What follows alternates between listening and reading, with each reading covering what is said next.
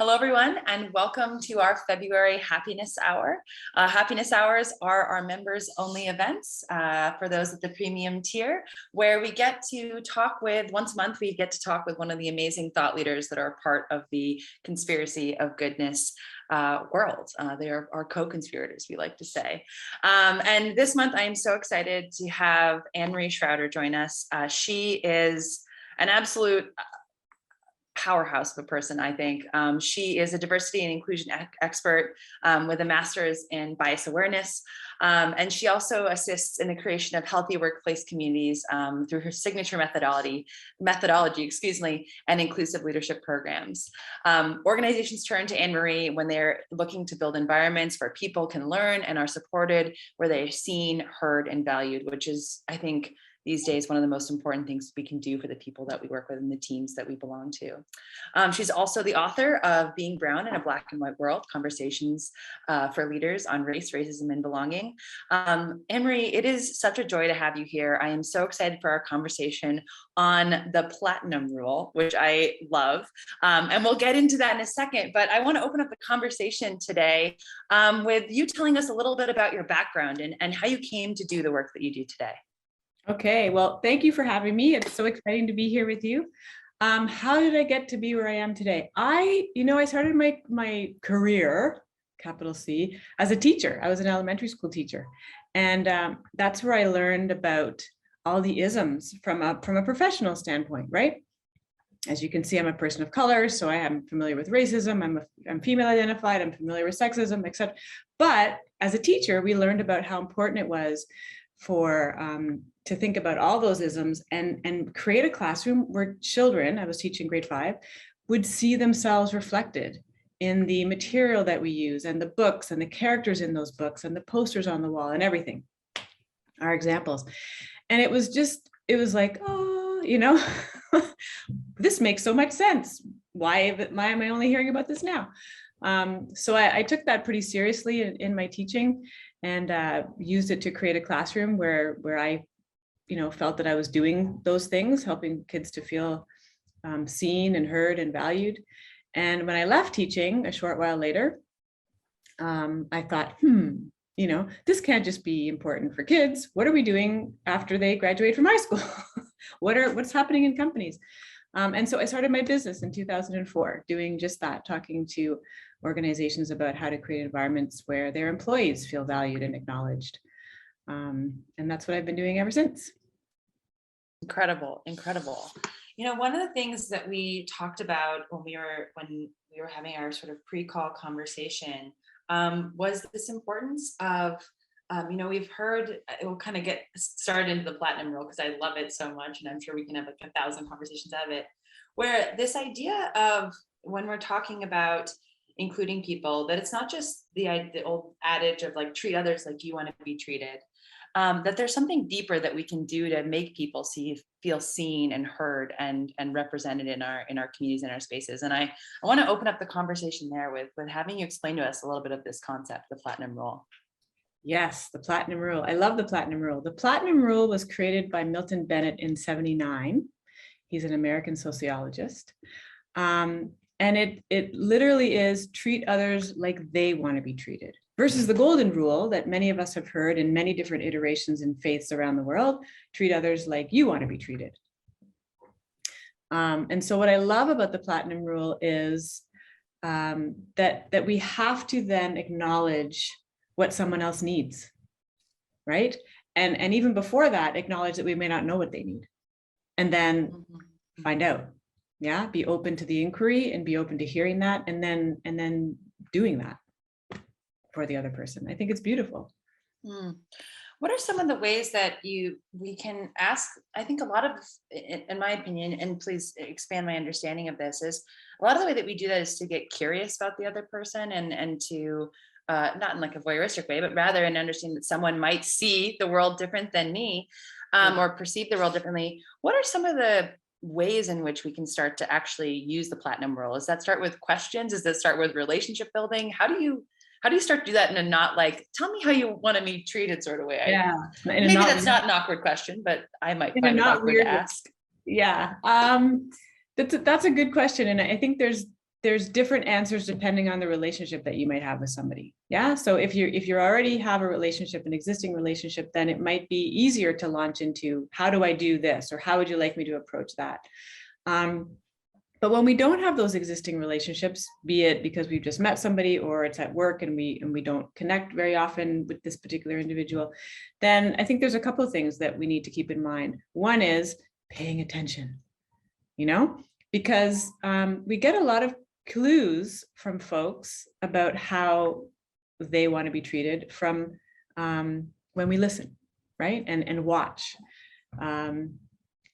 I have an example that comes to mind that is totally not work related, but my Oma, European, came to Canada and when she was an adult, she's now passed away a couple of decades ago, but she was incensed that the doctor would call her by her first name, like just, right? Like couldn't imagine, couldn't believe it. Was horrified. And had he or she, I think it was a he at the time, maybe it's not the greatest example, because had they paid attention, she would have called them with their title, but we haven't technically do that with doctors mostly. But by paying attention, we can get a sense of what people might be, where they might be leaning. We can be sensitive to it. It can give us some clues. Yeah. If I introduce myself as, with my first name, then you're probably in emails, right? If somebody signs off with their first name or a shortened version of their name, then I'm okay to maybe use that, right? Maybe they prefer me to use that. If your name is Jennifer and I'm calling you Jen, but you haven't given me permission to do that. So paying attention is a really good first step. And then being curious is the next one, right? And sometimes that includes asking, how would you like me to address you, for example, right? And I know that a lot of customer service agents do that now. Can I call you Annemarie, right? You have the opportunity to say yes, sure, or no. Right.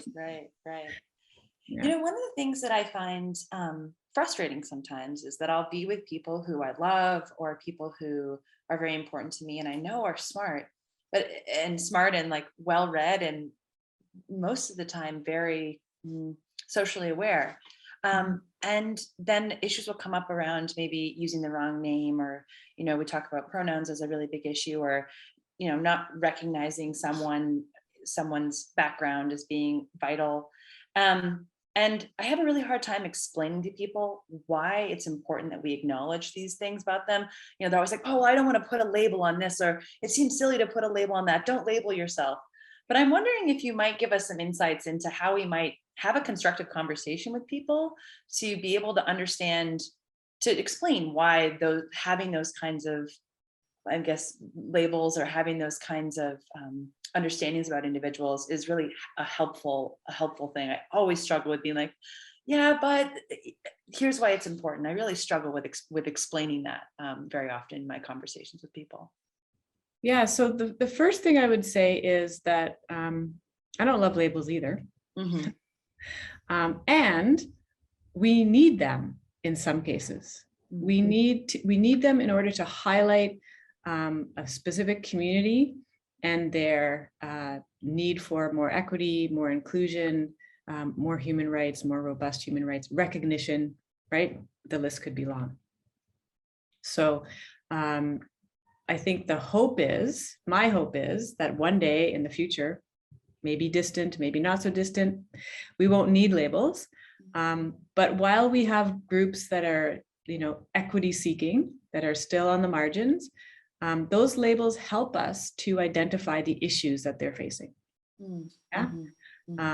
And then be proactive in addressing those and dismantling those barriers. So as much as I wish we didn't have them, they're useful. Yeah. As far as helping people to understand why we have to be sensitive, right, to people's pronouns or, their cultural background, etc. Those are intricately linked to who we are in the world.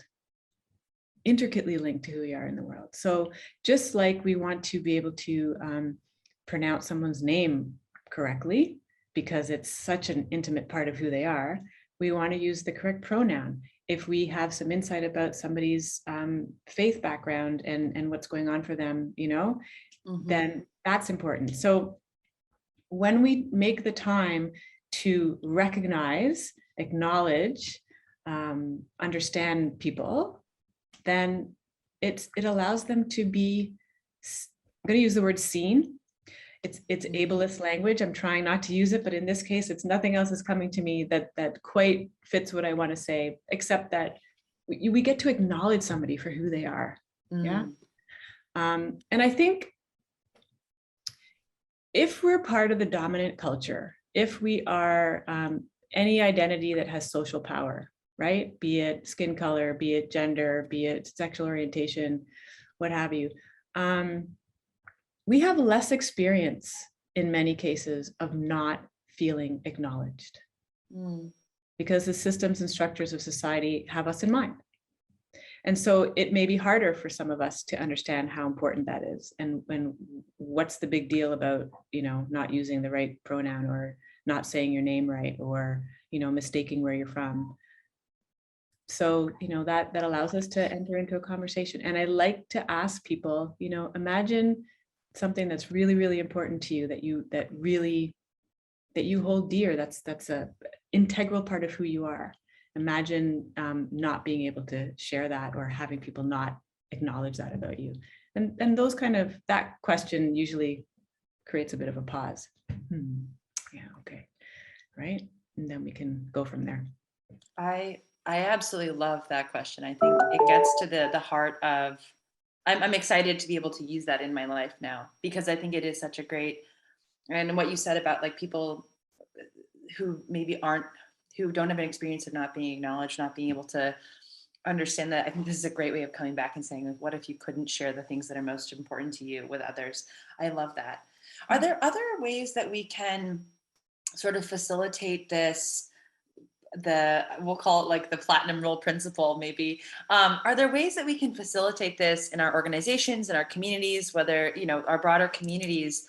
I think sometimes, I know from personal experience, I'll recognize that these conversations need to be had, but I'm never sure how to go to the right people. I know who the right people are to go to, but I'm never sure how to get these questions sparked. Is there a best way that we can go to the people who are change makers, or even in our own communities, be able to start these conversations in a way that, doesn't feel, I feel like a lot of time it can be sort of symbolic. Is there a way that we can actually do this in a way that is real, makes everybody feel maybe not seen, held, or, welcomed? Do you have any insight on how we might be able to start these conversations in our own communities or corporations or groups? Absolutely. And I love the question. It's a powerful question because we want to be genuine, right? Yeah. We're not just like check, ask the question, move on, right? We want to use the information. We want people to really feel like we because we care, right? It's because we care, and we want them to feel comfortable and welcome. So I think that the key in any of these conversations is safer space. And I use the word safer because you can't 100% guarantee safety. Yeah. Right. So years ago, when I worked with Egal Canada, they used to use the word, and still do, safer space. So we want to actively, and in organizations, in our teams, in our communities, if we're already connected, we have one step already where we have that connection, so we can have a conversation about safer space. What does it feel like? What does it look like? What do we need to do or say? How do we want to behave together in order to facilitate these kind of conversations? Yeah, because I'm maybe not going to volunteer information if I'm not feeling particularly safe. Right. So that would be step one, right? What does safety look like, feel like, sound like, to the folks that we want to be in stronger, deeper community with, so that we can action that and step into that and manifest that as we are together. And then I think the same backdrop to the question that we just talked about was, we want to create a more inclusive, more welcoming, and more equitable space. Just like we have different needs about safety, there's things that are going to be different for each one of us in terms of really feeling welcome, really feeling acknowledged, being acknowledged. So what are some of the things that we need to keep in mind, right? Let's have a discussion. Let's have a focus group or whatever. You can also do it anonymously, right? Mhm. If you're in an organization, you can do an anonymous survey and just see from folks what's on their radar, what they might need, what's happening that they'd like to see changed, right? We do that when we do client engagement surveys frequently. So to me, and one of the things I think that you do well here is it's about connection. It's about building relationships. And so we're not going to get the data dump all at once. Yeah. Yeah. Let me tell you everything that I need. No. Let me tell you all my feelings and many of the things. Please run. But the more we create those environments where we genuinely come together and want to hear from people and are asking better questions, deeper questions, over time, the idea is that we create a space where people feel like, oh, okay, you're asking, you really want to know, because last time we talked about this, and then I saw this happen, or I heard this happen, or this policy was created, right? There's evidence. And I think that's super, super important. You talk about wanting to be genuine. If we use the information, right, not just write it down, put it in our back pocket, I have it now, I'm good, now I can do whatever I want. No, we're going to take the information, thank the person so much for sharing that information with us, and acknowledge it and value it, and then use it. It seems like it's not just like setting up the table for everyone to be around. It's like actually taking what happens from that. It's not just like, rather, it's not just setting up the safe space. It's making sure that the things that are happening in that safe space ripple out so that it feels, or safer space, that ripples out to the, as a designer, maybe not the physical space anymore, but the organizational space as a whole, or the community space as a whole. Absolutely. What better way to feel like somebody has taken in your information and values it than to see it in action? And it seems like there's an idea too here where it's like, is like I don't want to say welcoming in, because obviously, but there is a certain level of like welcoming in that has to happen. Like you have to, one of the best things I ever heard, I forget who said this, was like, you can't go into a conversation with an idea of what you want as the outcome. It's like, you have to go in being open to what the outcome might be. Like no one ever, I forget who said this, it was like, no one ever changed like their favorite baseball team because someone came in and yelled at them to switch their baseball team. And I feel like that kind of happens as well with like people's core senses of the world. I don't want to say beliefs, but core ideas about the world and other people. And so I always find it, I feel like there was this kind of moment in time where everybody was like yelling at everybody, and everybody was like, which was like, there was a lot of energy that needed to get out. And now it feels like we're in a space now to be a little bit more welcoming in, and being like, okay, ask your dumb question, and that's not everybody's always to take, right? But like for those that have the bandwidth, welcoming in a question or two that maybe before would have been like, why are you even asking that? I've seen that to be a very interesting approach that it feels like it actually changes someone's core beliefs as opposed to opposing them to something. I realize there's not a question in that comment. I was just wondering if you had any thoughts on this like flip that we're seeing, or if it's a valuable flip even. Well, what I recognize in the flip that you talk about is what I call the both and, right? You've been polarized for so long on so many issues. It's this or that. Pick one. Like if you're not here, you're there, right? And then we get all sorts of friction. So I call that the in between space, the both and space. And I love that space because in that space, what I understand it to be is that there is a coming together. We bring our own stuff, but there is a coming together. And I like to use this symbol, right? The little cup. There is a coming together where you get to tell me your story, I get to tell you my story, but we're listening to each other. Yeah. And in that space with the listening and the telling of stories, then we can move forward in a different way. So that's my take on the flip. And I think it's powerful because how else are we going to change if we're not listening? We have to listen to each other. We have to hear somebody's experience, understand history, hear somebody's story, hold them, figuratively, literally. And then we have to figure out a way forward that's different than how we got there. I think that's such a wonderful point. And I think the both and mentality is so lovely to me. I feel like it's sort of I think it's an emblem of growth, right? That we are able to be angry at the situation, but also see that there is a way to get through it. Or it feels like, to me, it feels like if we can get to the both and state, everybody's always talking about how polarized things are, but I feel like we're getting to a both and state, which I think is a tremendous sign of growth that's happening, is that we can start to have sort of reasonable dialogue about things together, which is sort of, I think, central to the both and state. Absolutely. Dialogue is the key, and acknowledging. Yeah. So yes, I use that both and for myself personally, and I wrote about it in my book as a biracial individual, right? Black or white, like which white, right? So then whoop, finally I'm in the middle, not sitting on the fence, not the same thing. In the middle, I'm black and white. Ooh, look. What does that mean, right? What do I have to bring to the conversation? So yeah, listening and dialogue, critical components for moving forward. And it feels like what's so beautiful that is it steps, I think that one of the things that I feel like sound biting has done, and this has been a part of our culture for such a long time, is like it's made you have to pick the black or white answer, or the left or right answer, or the binary answer, when if you can hold the both and, you can be a little bit towards one of the ands or one of the bolts, but you can still see you're not on the fence. You do have a point of view.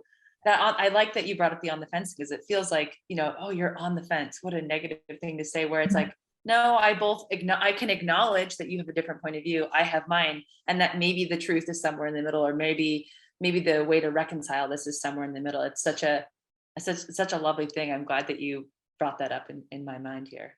Yeah. Yeah. I don't know who said this, but there's 3 versions of the truth, right? Or 3 versions of the story: yours, mine, and the truth. So whatever, right? Whatever we want to make, there's always something we can learn. Always. And if we're able to hold that both and space, then I think we ask different questions. Instead of being like, this is what I think and you have to understand, right? We can be open. I can hold my truth and hear yours at the same time. And then maybe through that dialogue and that exchange, I'll be able to, acknowledge a little bit more of what you're going through, which will inform how I'm going to move through the world, how I'm going to interact back to the platinum, how I'm going to interact with you. Right. That's beautiful. I love that. You keep mentioning storytelling here, and the storytelling is something I'm really interested in. Is storytelling something that you like, holding space to tell our stories, or our life stories, or our personal experiences? Is that something that you think we could do more of, this sort of learning to tell our stories? Like, what is the value that storytelling plays in the work that you do? I think human beings love stories. I think I'm not the only one that thinks that. And if you think about it, I'm saying think a lot today. I'm not really sure why. If you think about it, stories here. Thinkers, yeah. Stories in cultures pre the written word were the way that we taught our children, right? The way we pass on information. And it's a way that we can absorb information that's more accessible in some ways, right? Through a story, or through the telling of a story. So is there room for storytelling in the work that I do? Absolutely. And sometimes that's really obvious in the sense of hearing people's experience in a workplace, and what we can then do to address those experiences, right? Of discrimination, of marginalization, etc. Giving people a forum to share those experiences and have people acknowledge those. Because you can be in a workspace having one type of experience, let's say positive, right? Love it there. You come to work every day, remote or not. And you're like, found my happy place. And the person in your team, or next to you in the office, or on the little square in Zoom, could be like, I have to go to work today. I have to, like, what can I do to shore myself up? And I've worked, right, with clients who have employees that cry in the parking lot before they come into work, just to get it out so they can spend the day.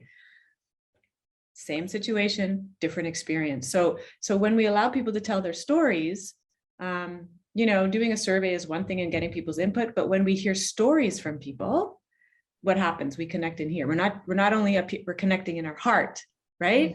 And then the magic happens, because I didn't know that. Like, oh my gosh, how could that be happening to you when I'm having this totally different experience? Yeah.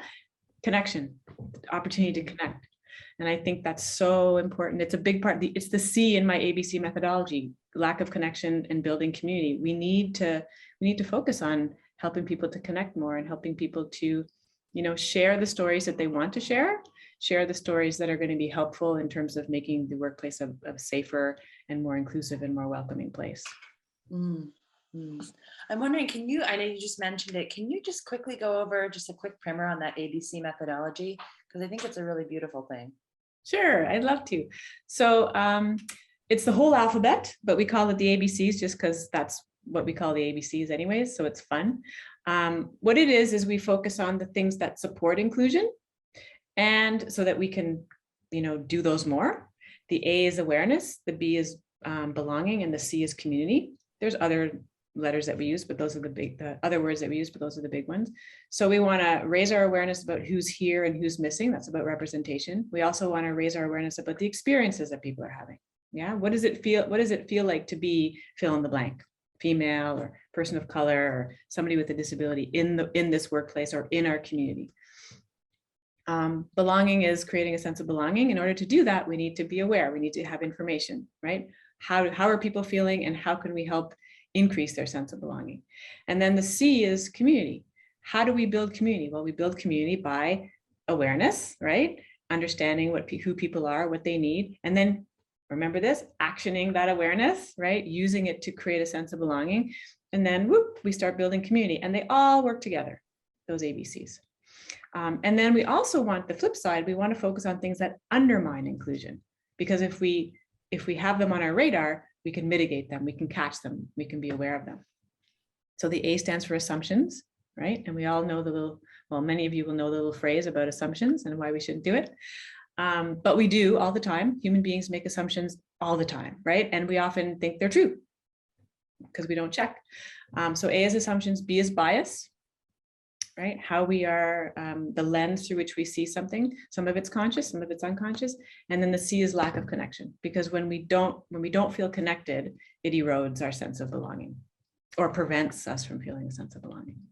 And then there's all the other letters in the alphabet. But I love that both of that this methodology, and even in the awareness, on the awareness side of things, and also kind of on the flip side of things that undermine, I love that that's a part of the methodology, because I feel like so often I'm reading about like 4 positive things that you can do to like make your workplace more inclusive and blah, blah, blah, blah. I read a lot of Harvard Business Review. It's probably a problem, but they never talk about the things that are undermining you. It's always like, how do you build? But if you're building on a shaky structure, you can't build strongly. So I love that it's a part of your methodology. And I love that part of the awareness is asking who's missing. I feel like that's so brilliant. Yeah, I absolutely love that. And recognizing that our response to who's missing is also going to be tainted by our understanding of what the norms are in the world. Like, we may not ask who's missing because we've sort of chosen these norms. I was watching a video the other day on like, crash test dummies being made for like male bodies. Yes. And that we haven't even asked like, why are cars way less safe for women? It's because we've just taken for granted that the crash test dummy is the man, right? Like, or like male sized. And so I love this idea of asking who's missing and doing it in a very an introspective way that maybe challenges our assumptions and our biases. Yeah, you've hit on something so important, because and I know somebody who studied that very thing, crash test dummies. And accessibility and diversity. So some of your listeners, you might not even have thought about the crash test dummy and the difference in how the crash test dummy was designed, size, weight, right? All of that to the safety of the vehicle that it's being tested on. So even before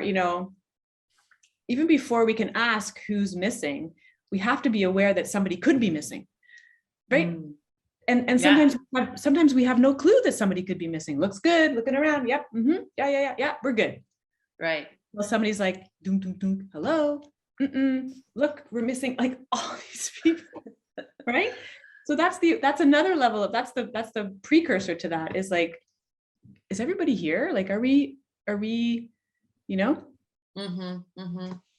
So yeah, I love that. Thank you for the crash test tummy story is shocking, right? But that happens in so many aspects of our society all the time. Right.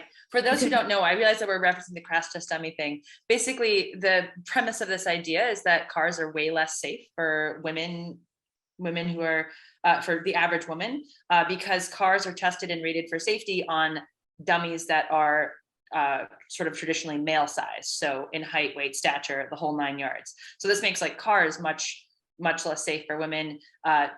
Drugs are not usually tested. There's a lot of drugs that we sort of deem safe that have not been tested for women. For instance, things like heart disease, the symptoms of heart disease are different in men than they are in women. So when a man goes in and says, hi, I have these things going on, they're more likely to get properly diagnosed, and women are more likely to get turned away about 50% of the time for presenting symptoms of heart disease as they present in women. So this is kind of just to back up to what we're referencing. That's a huge thing, is like, and I think one of the big things that brings out here is very often there's institutional things that we take for granted or we don't even know are playing a role in how we perceive the world or the way that our organizations are set up. And I'm wondering if you have any suggestions on how we might mitigate that. I think sometimes we can't even see our blind spots. Like, what is a good way of, and I can't be a legal expert and a crash test dummy expert and a health expert and I'm multi-talented, but I'm not that talented, Annemarie. Do you have any tips on like how we might be able to dig deeper into the institutions we're standing on to be able to be like, is this shaky ground? Yeah. So really good examples. And, in addition to those examples around gender, we could slot in multiple identities, right? Oh, yes. Ethnic identities, racial identities, quote unquote, et cetera, that impacts are different, right? Yes. So, and now I've forgotten your question.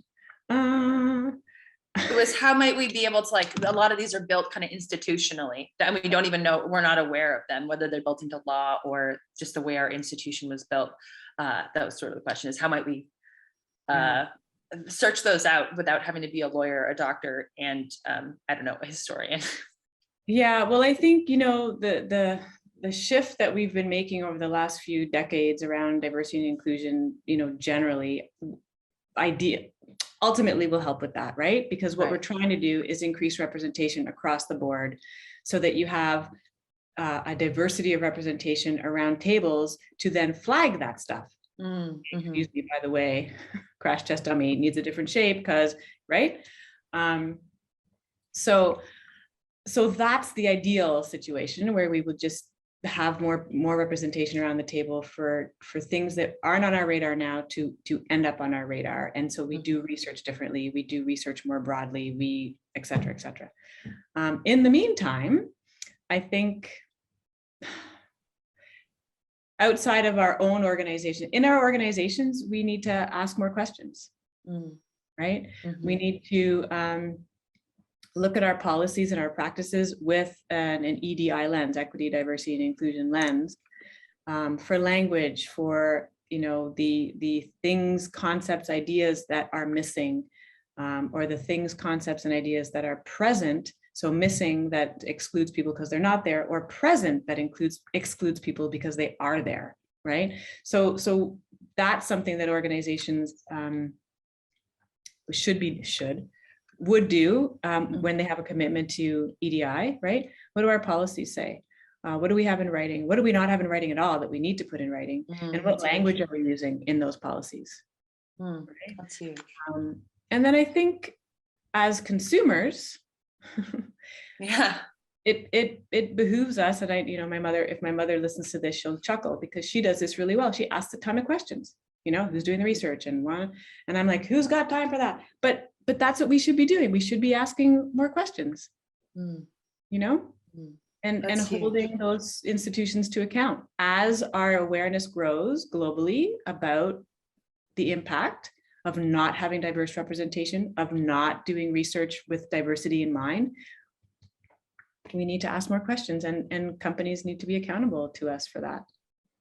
That's beautiful. I think sort of the starting with questions, ending with questions here, I'd love to open it up to our audience here. If you've got questions for Annemarie, we can sort of open up the floor. If anybody wants to kick us off, that would be great. Or I've got another. I'm endlessly full of questions on this one.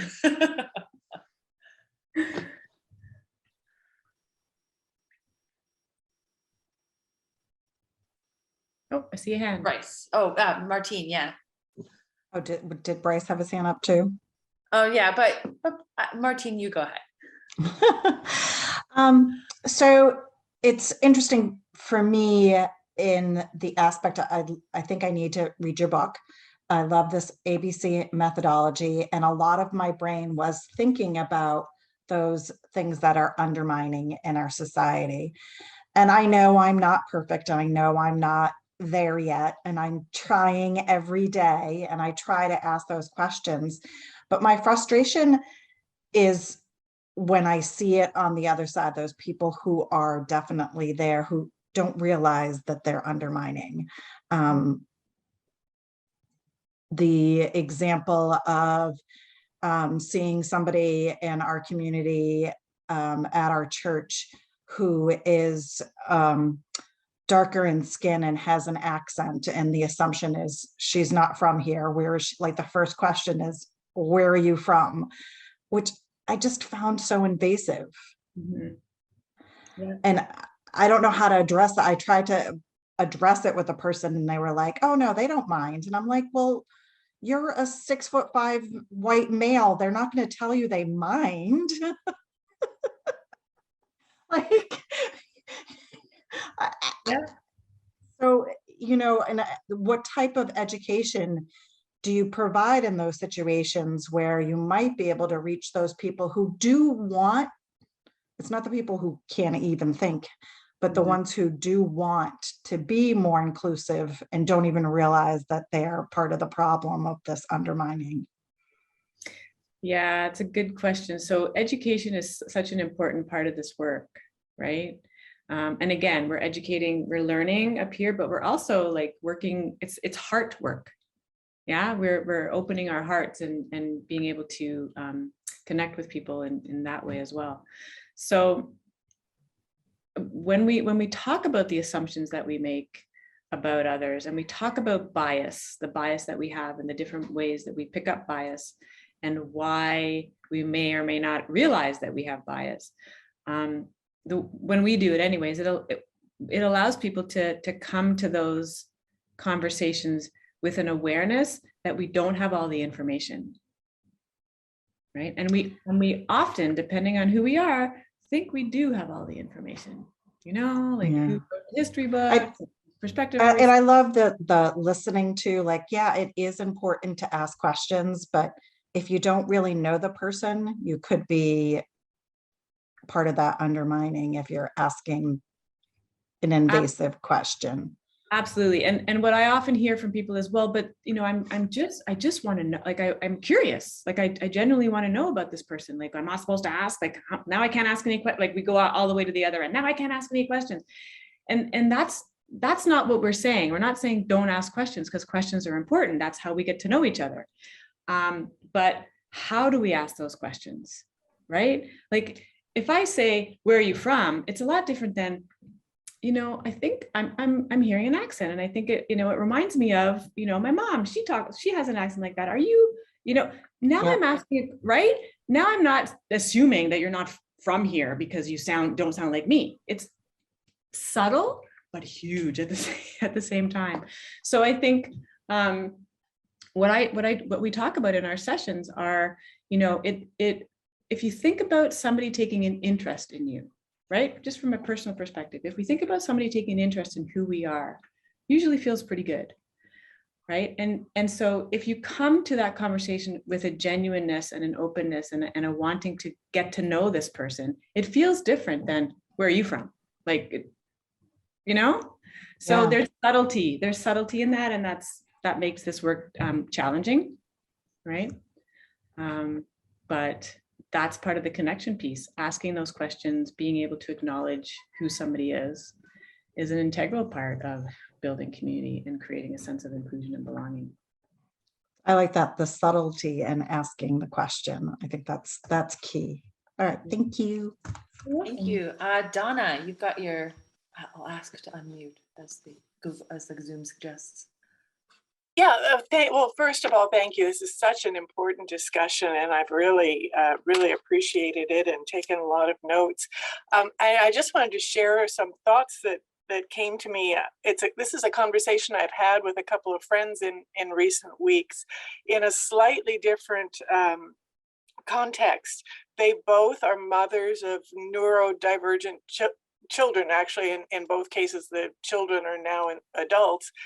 And we've talked about the importance of schools and then workplaces being able to realize that a child, in one case who's schizophrenic, in another case, she has two children on the autism spectrum, that it goes even further into, you mentioned listening and dialogue. That's so different sometimes for people that, traditional listening and dialogue may not be what gets us to where we need to go. So I'd just love to see what your thoughts are on some of those issues. You mentioned disability, and this is one that is a little bit close to home. Yeah, thank you for that. I have a personal connection with that at the moment because my child is neurodivergent.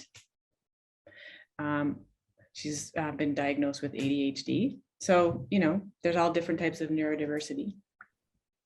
And so, when in my own learning about how her brain works, right? And what I have to do to help her to access the material in school in a way that she can be successful, I have to catch myself all the time.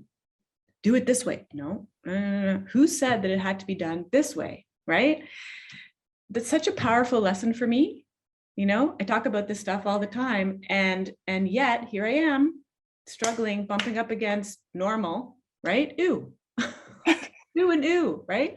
So, but you're right. We may not be able to have a spoken dialogue about it. There's so many ways that people could express themselves, and so we also need to be aware of allowing for that different expression. Right? Does it come through in art? Is it going to come through in music? Are we sharing our feelings through our bodies? Right?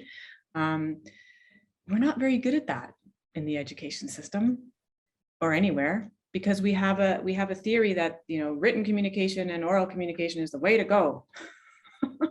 Well, and in some cultures, neurodiversity and also mental illness is seen as a gift. People access other ways of other ways of knowing and other knowledge in different ways, and it's seen as a gift. Well, wow, if you think about it, if you look at it from that side, it's like, what are we missing? What are we missing by not having those conversations, not experiencing neurodiversity or the vast ways that our brain works, or our experience emotionally through those different lenses, rather than from here looking at you and judging you by these standards that somebody created. So I'm not sure if I've answered your question. Yeah, all over the place a little bit. I'm not sure if there is an answer, but yeah, you really haven't. You've expanded it and reminded me that fear is so often behind all of our responses to people who are different, no matter what the difference is. Absolutely. Thank you. Yeah, you're welcome. Thanks for the question. Bryce, did you still have your question? That I know you were holding on to it. Yeah, you kind of talked about it when you answered Martine's question. So you mentioned the like trying to understand where the other person is coming from in a way, and I wanted to bring up something you talked with Dr. Linda about on the podcast, which is the pause and the pausing in conversations. And I think you actually used an example with your daughter. So could you expand on that a little and share with everyone else? For sure. The powerful pause. The pause, which we don't do often because we're so busy, and we're busy getting our point across or barreling through something, is exactly what it sounds like taking a moment to, be with what you've heard. And in that pause, we have to check in. Have to. In my opinion, what we need to do is check in, right? So what's happening in my brain right now? What's my immediate reaction? And when I can tap into that reaction, I have a chance to be more purposeful about that reaction or response. Is that really what I want to say? Is that really how I want to respond? And that's also where assumptions live. Assumptions live there, bias, stereotypes, prejudice, right? Like all the ways that we want to put somebody in a box lives up here. So the pause allows us to go inward and pay attention to the little voice, I call it, the monologue that our brain is going on and about. And ask ourselves, like, is this really what I'm thinking? Is that really how I want to respond? And in addition to getting clear on what our assumptions are, I think that pause allows us to acknowledge the other person a little bit more, right? Because we're not jumping in right away. I can take it in. I might notice something that I didn't notice before. I might replay what you've said in a different way and hear something different. And I can't remember the example that I gave when I talked to Dr. Linda, but very often as a mom, I'm like, oh, if only I had paused, right? And then when I do it, it's like, yes, the pause. The pause allowed me to have a completely different conversation sometimes, or make a completely different decision, usually for the good. Yes. That's great. Thank you. You're welcome. Sorry, I'm just moderating here with my mute on. Ricky, you can go ahead and ask your question, please. I'm not sure that I'll be able to articulate this as well as I would like, but sort of by definition, the people on this conversation are interested and open to learning and growing. And unfortunately, there are people in my life who don't seem to have that openness. And I immediately go to judgment and just leave me alone. I can't talk to you. There's no point. Yeah. And then internally I go into, well, you're not being the person you think you want to be when you do this. But I get trapped in that internal dialogue. Do you have any suggestions for getting past that barrier? One suggestion, and if the suggestion is a question or a statement, tell me more about that. And what I love about that statement is when we bump up against somebody who, doesn't seem to be listening, isn't paying attention, is seeing things a completely different way from us, maybe wrong, right? Because, right, if it doesn't fit with what we're thinking, we want to push them away. Tell me more about that invites a conversation. And when we invite and I'm not suggesting it's easy to do, okay? Caveat, right? We may not want to know more about that, but tell me more about that, or why do you think that way? Or tell me what that's about for you. Invites a conversation which may allow us to some insight into what's true for that person. And when we get to the place of that insight of what's true for that person, we then have an opportunity to have a conversation and share what's true for us. And now we're in the both and place again.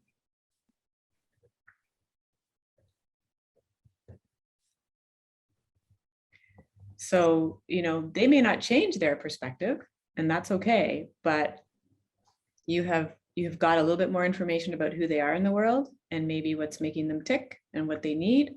And maybe you've been able to give them a little bit more information about you and who you are in the world and what's important for you. And maybe you've connected a little bit more.